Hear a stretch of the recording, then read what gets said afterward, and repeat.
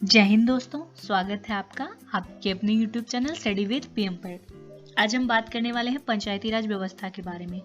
आप जानते हैं कि ये बहुत ही इम्पोर्टेंट टॉपिक है जो वनडे एग्जाम्स है उसके तहत भी और जो अनदर एग्जाम्स की तैयारी करती है उनके लिए भी।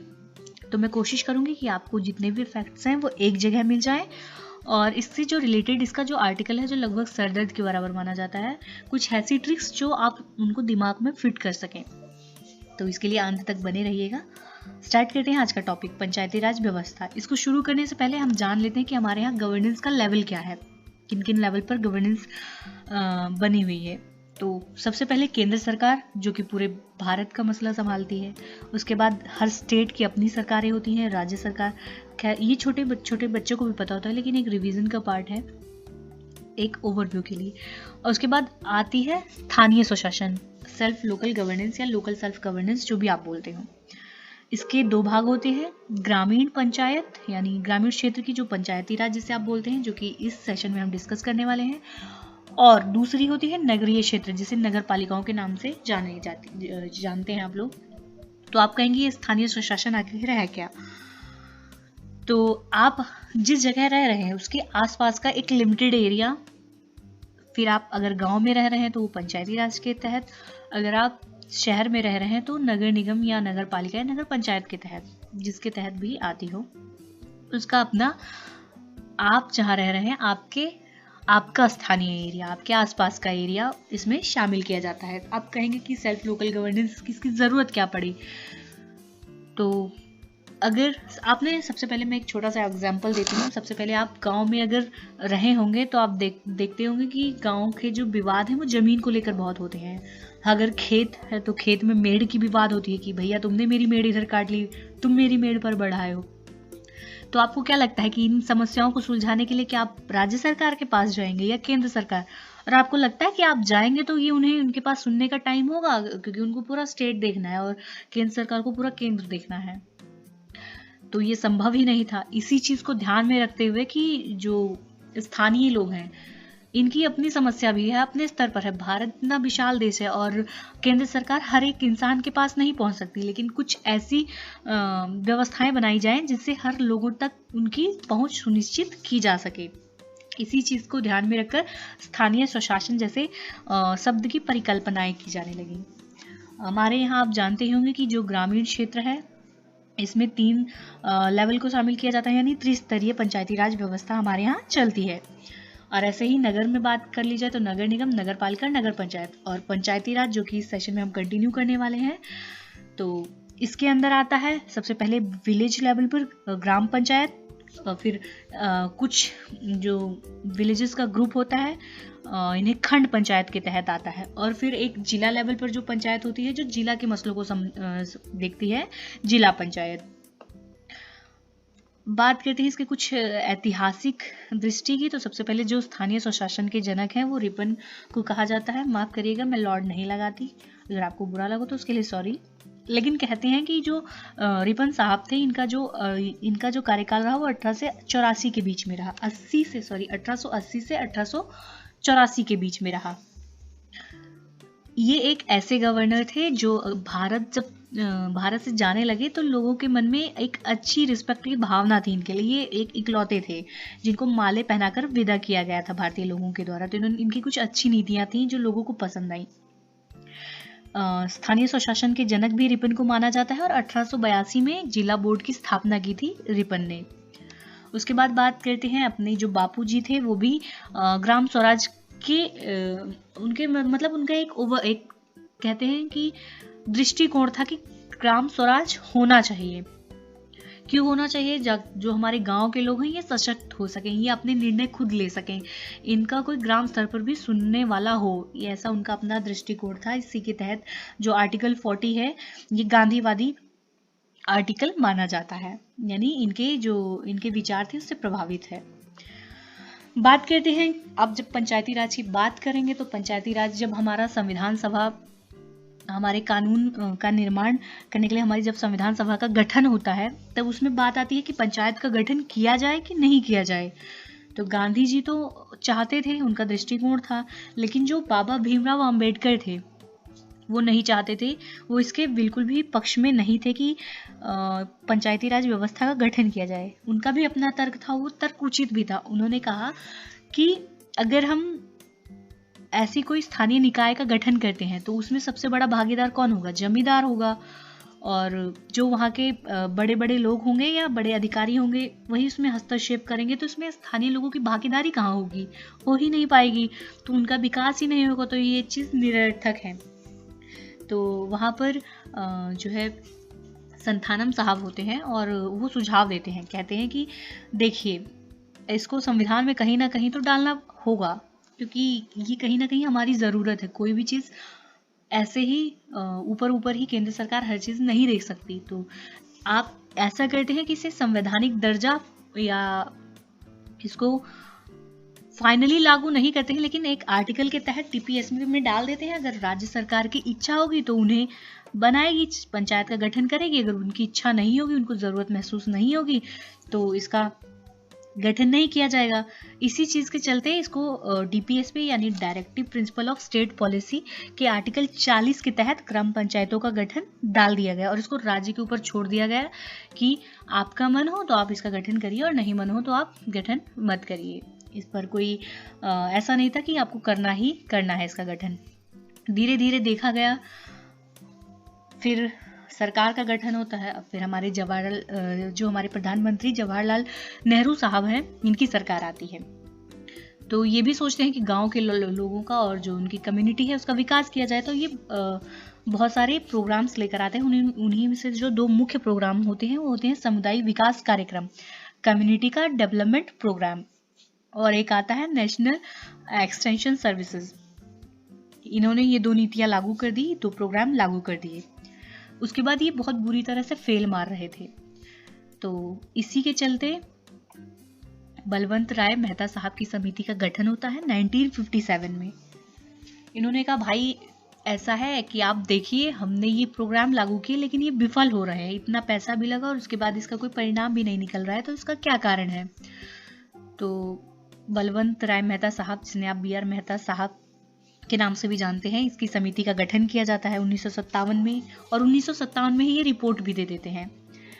तो सबसे पहला जो फेल्योर का कारण बनाते हैं, उससे पहले मैं आपको बता दूं कि ये पंचायती राज के जो त्रिस्तरीय पंचायती राज है उसके शिल्पकार या वास्तुकार कहे जाते हैं। जनक रिपन साहब है और वास्तुकार बलवंत राय मेहता साहब को कहा जाता है। लेकिन इनकी समिति का गठन पंचायती राज के सुधार के लिए नहीं, जबकि जो national development programme, community development programme था, उसके फेलियर की जो नीतियां थी उनको ऑब्जर्व, मतलब ऐसा क्या नीति थी कि वो फेल मार गया, इस चीज के रिसर्च के लिए इनकी कमेटी का गठन किया गया था।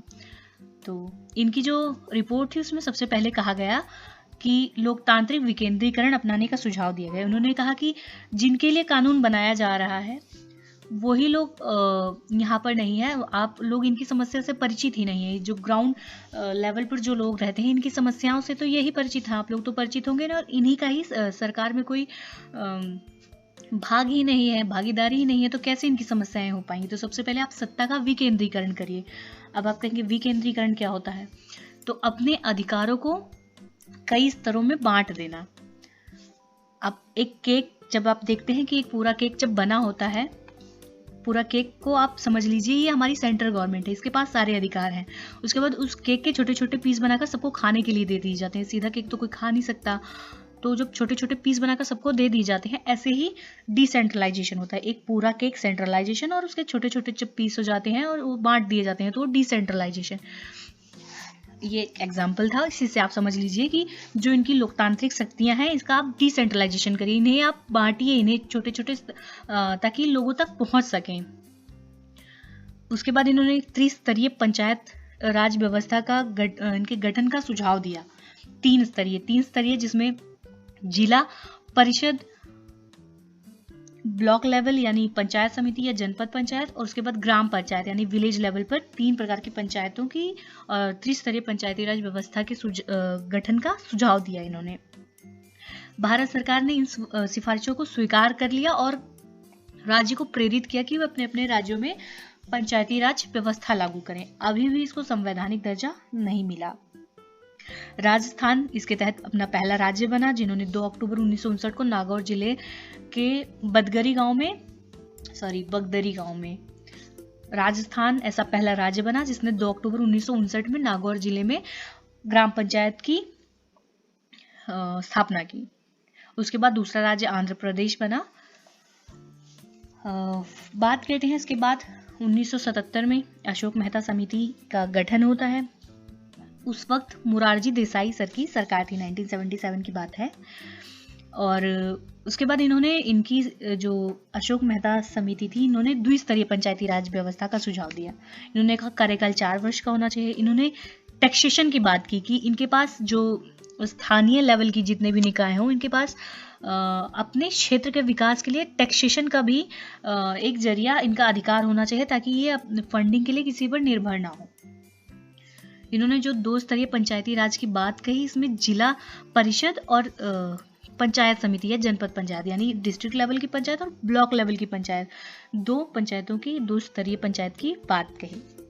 इन्होंने SC ST के आरक्षण देने की भी बात कही और इन्होंने कहा कि पंचायती राज के लिए अलग वित्त आयोग की स्थापना हो। ठीक है साहब, इन्होंने अपनी सिफारिशें दी। उसके बाद 1979 अप्रॉक्स देसाई सर की सरकार चल नहीं पाती है, गिर जाती है और इन सुझावों को लागू करते करते रह जाता है।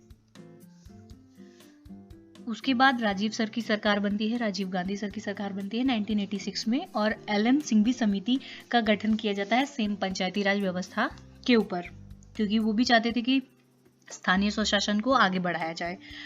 तो सबसे पहले जो LM सिंघवी यानी लक्ष्मीमल सिंघवी समिति थी, इनका जो पहला सुझाव था वो था पंचायती राज को संवैधानिक दर्जा देना चाहिए, यानी संविधान में इसका उल्लेख कर देना चाहिए और इसका पंचायत का गठन करना बाध्य कर देना चाहिए। उन्होंने पूछा भाई ऐसा क्यों, तो उन्होंने कहा कि अभी भी ये राज्य की इच्छाओं पर निर्भर करता है। वो चाहते हैं तो इसका गठन करते हैं, पंचायत का गठन करते हैं, नहीं चाहते तो पंचायत का गठन नहीं करते हैं। चूंकि लोग हर एक वर्ग तक पहुंचना है, हर लोग तक पहुंचना है, तो पंचायतों का गठन अत्यंत आवश्यक है। तो सबसे पहले से आप संवैधानिक दर्जा दीजिए। फिर उन्होंने कहा त्रिस्तरीय ढांचे को अपनाने की बात कही, इन्होंने टैक्स लगाने की भी बात कही। इन्होंने कहा कि इनका अपना एक चुनाव आयोग, राज्य चुनाव आयोग का भी गठन करें और चुनाव भी करवाए। उन्होंने फिर एक बात और कही कि ग्राम न्यायालय के गठन, यानी जो कई सारे गांव हैं, मतलब एक गांव का ग्रुप 4-5 गांव के ग्रुप के लिए एक न्यायालय भी दिया जाए जो इनके मामलों को देख सके। तो सबसे पहले इसका जो सबसे पहला क्वेश्चन यही बनता है कि सबसे पहले पंचायती राज व्यवस्था में पंचायतों को संवैधानिक दर्जा देने की बात किसने की, तो वो लक्ष्मीमल सिंघवी साहब थे। इनकी समिति थी, इनकी समिति की सिफारिशों पर इसको संवैधानिक दर्जा देने की बात कही गई। उसके बाद कहते हैं, उसके बाद जो है PK थुंगन साहब की समिति का गठन होता है 1988 में राजीव गांधी सर की सरकार के द्वारा। इन्होंने भी पंचायती राज व्यवस्था को संवैधानिक दर्जा देने की बात की। इन्होंने इसके साथ साथ कहा कि महिलाओं को भी SC ST और OBC के साथ आरक्षण देने का सुझाव दिया। इसमें इन्होंने भी ये बात कही कि इसके लिए एक वित्त आयोग हो, और इन्होंने कार्यकाल में जो चेंज की बात कही, उन्होंने कहा कार्यकाल इसका 5 वर्ष का होना चाहिए।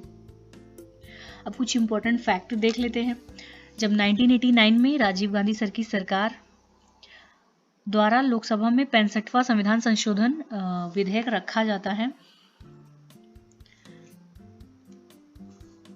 अब एक्ट और विधेयक में अंतर होता है। आप विधेयक लाते हैं, विधेयक अगर दोनों सदनों से उसके बाद राष्ट्रपति के साइन हो जाते हैं तो वो एक्ट में तब्दील हो जाता है, लेकिन लोकसभा में लाने से पहले उसे विधेयक के नाम से जाना जाता है। यानी जब 65th कॉन्स्टिट्यूशन अमेंडमेंट के लिए एक बिल लोकसभा में लाया जाता है तो लोकसभा में तो पास हो जाता है, 1989 की बात है, लेकिन राज्यसभा में फिर भी बहुत कोशिशों के बाद इनकी बहुमत नहीं बन पाती है और राज्यसभा में ये बिल नहीं पास हो पाता। DP सिंह सर की सरकार आती है, काफ़ी अनिश्चितताएं हो जाती हैं सरकार में, इसीलिए इसका कोई भी काम टाइम से नहीं हो पाता। BP सिंह सर की सरकार आती है और ये भी कोशिश करती है कि चलिए फिर से इसके गठन की बात की जाए, तो इनका तो लोकसभा में ही बिल नहीं पास हो पाता।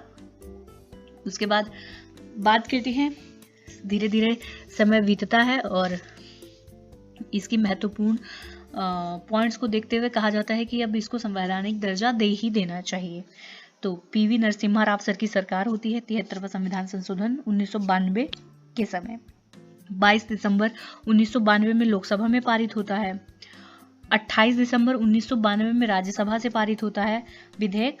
फिर उसके बाद 20 अप्रैल 1992 में राष्ट्रपति से हस्ताक्षर कर देते हैं इस पर और ये फाइनल एक्ट का रूप ले लेता है। 24 अप्रैल 1993 में पूरे देश में लागू हो जाता है। इसीलिए फिर गड़बड़ हो गई, मिस्टेक। 24 अप्रैल को पंचायती राज दिवस मनाया जाता है। 4 अप्रैल लिखा है, तो 24 अप्रैल को ही इसको, जब पंचायती राज को संवैधानिक दर्जा मिल जाता है 24 अप्रैल को, इसी को मद्देनजर रखते हुए 24 अप्रैल को पंचायती राज दिवस के रूप में मनाया जाता है। 73वां संविधान संशोधन की बात करते हैं तो इसमें हुआ क्या था। तो सबसे पहले इसमें भाग 9 में आर्टिकल 243 से 243 ओ तक आर्टिकल जोड़े गए। इसमें टोटल 243 से 243 ओ तक 16 आर्टिकल हैं और ए से ओ तक 15 आर्टिकल। इसके तहत इसको 11वीं अनुसूची में भी जोड़ा गया जिसमें 29 विषय थे। अब आप कहेंगे कि ये 29 विषय याद कैसे होंगे, तो आप याद रखिएगा 9 + 2 11, 2 और 9 को आपस में ऐड करेंगे तो 11। 11वीं अनुसूची में 29 विषय थे। इसमें क्वेश्चन बनता है कि 11वीं अनुसूची में रिसेंट में पेट के पेपर में शायद क्वेश्चन आया था कि जो 11th शेड्यूल थी इसमें जो पंचायती राज व्यवस्था को शामिल किया गया था इसमें कितने विषय थे। तो इसके टोटल 29 विषय थे और जो 12th शेड्यूल थी जिसके तहत नगर पालिकाओं को इसका नगर पालिकाओं का भाग सम्मिलित किया गया था, इसमें टोटल 18 विषय थे। I think, am I right or not, देख लीजिएगा। 18 विषय थे जहां तक मुझे याद आ रहा है। अब बात करते हैं इसके कुछ आर्टिकल की। अब आपको ये भी देखना है कि ये आर्टिकल कैसे याद हो। तो सबसे पहले आर्टिकल 243, जिसमें सबसे पहले जब आर्टिकल किसी भी चीज का आर्टिकल आता है तो सबसे पहले उसकी डेफिनेशन आती है कि क्या चीज है, इसका अधिकार क्षेत्र क्या है। उसके बाद 243A, 243 में ग्राम सभा है, सभा को असेंबली बोलते हैं, तो याद रखिएगा ए फॉर असेंबली और असेंबली में ग्राम सभा। 243B, बी से याद रखिएगा बिल्ड मतलब किसी चीज को बनाना, किसी चीज का निर्माण करना, तो पंचायतों का निर्माण करना या पंचायतों का गठन। बी 243B, बी से बिल्ड और बिल्ड से पंचायतों का गठन। उसके बाद 243C, सी से याद रखिएगा कंस्ट्रक्शन जब करते हैं तो सबसे पहले किसी चीज की मैपिंग तैयार करते हैं, उसका स्ट्रक्चर तैयार करते हैं कि बनाना कैसे है। उसी स्ट्रक्चर से याद रखिएगा पंचायतों की संरचना, उसका स्ट्रक्चर। सी से कंस्ट्रक्शन और कंस्ट्रक्शन से पंचायतों की संरचना। ये की पॉइंट्स याद रखिएगा, बहुत इंपॉर्टेंट है। 243D, डी से याद रखिएगा दबे हुए लोग। भाई आरक्षण किसको दिया जाता है? दबे हुए लोगों को ही तो आरक्षण दिया जाता है। जो समाज में जो दलित वर्ग हैं, पिछड़े लोग हैं, पिछड़ी जाति के लोग हैं, अदर बैकवर्ड कास्ट जितनी भी हैं, इन्हीं को आरक्षण की जरूरत है ताकि समाज में उनको एक उनके जो डिस्क्रिमिनेशन होते हैं उनके साथ उसको दूर किया जा सके। तो दबे लोगों को ही सीटों का आरक्षण दिया जाना चाहिए क्योंकि उनको भी एक महत्वपूर्ण दर्जा मिलना चाहिए समाज में, इसीलिए डी से दबे लोग और दबे लोगों को सीटों का आरक्षण। 243E, अब ई में आपको ई से याद रखिएगा ईयर, खैर ईयर में वाई से शुरू होता है लेकिन आप साउंड याद रखिएगा ई से ईयर से याद रखिएगा पंचायतों की अवधि।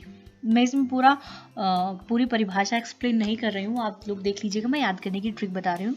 243E, ई से ईयर से पंचायतों की अवधि। 243F, एफ में है सदस्यता की निर्भरताएं। फिर 243G, जी से जीनियस, और जीनियस लोग ही क्या करते हैं? शक्ति। जीनियस लोगों के पास ही शक्ति होती है, पावर होती है। तो पंचायतों की शक्ति, प्राधिकार और उत्तरदायित्व, आर्टिकल 243G। 243H, भाई जीनियस थे तो उन्होंने शक्ति प्रदान कर दी। अब उसके बाद शक्ति के बाद भाई उनको हाई टैक्स पेयर बनाना है, तभी तो टैक्स जब ज्यादा आएगा तभी तो वो कुछ कर पाएंगे। तो पंचायतों द्वारा उनकी निधियों द्वारा लगाए गए कर यह कर लगाने की शक्ति, हाई टैक्स पेयर, एच से हाई टैक्स पेयर। 243 आई से इनकम से याद रखिएगा वित्तीय स्थिति की समीक्षा करने के लिए वित्त आयोग का गठन। आई से इनकम और इनकम के लिए वित्त आयोग का गठन। 243 जे से जांच, यानी पंचायतों, अब अगर इनको पैसा दे दिया गया, इनके लिए वित्त आयोग का गठन कर दिया गया, तो बेसिक सी बात है कि खर्चे कहाँ कहाँ करेंगे, इनके क्या क्या जो है दस्तावेज होंगे, इसकी जांच के लिए भी कोई समिति बनाई गई होगी। तो पंचायतों के खातों की लेखा परीक्षा आर्टिकल 243 जे के तहत, जे से जांच। आर्टिकल 243 के से कब होगा इलेक्शन भैया, तो 243 के से कब इलेक्शन और पंचायतों के चुनाव संबंधी बातें आर्टिकल 243 के। 243 एल से याद रखिएगा लागू होना यानी केंद्र शासित प्रदेशों के लिए कैसे आवेदन करना है, केंद्र शासित प्रदेशों में पंचायत होंगी या नहीं, इसका आवेदन कैसे करना है, इसकी जो जानकारी है आर्टिकल 243 एल।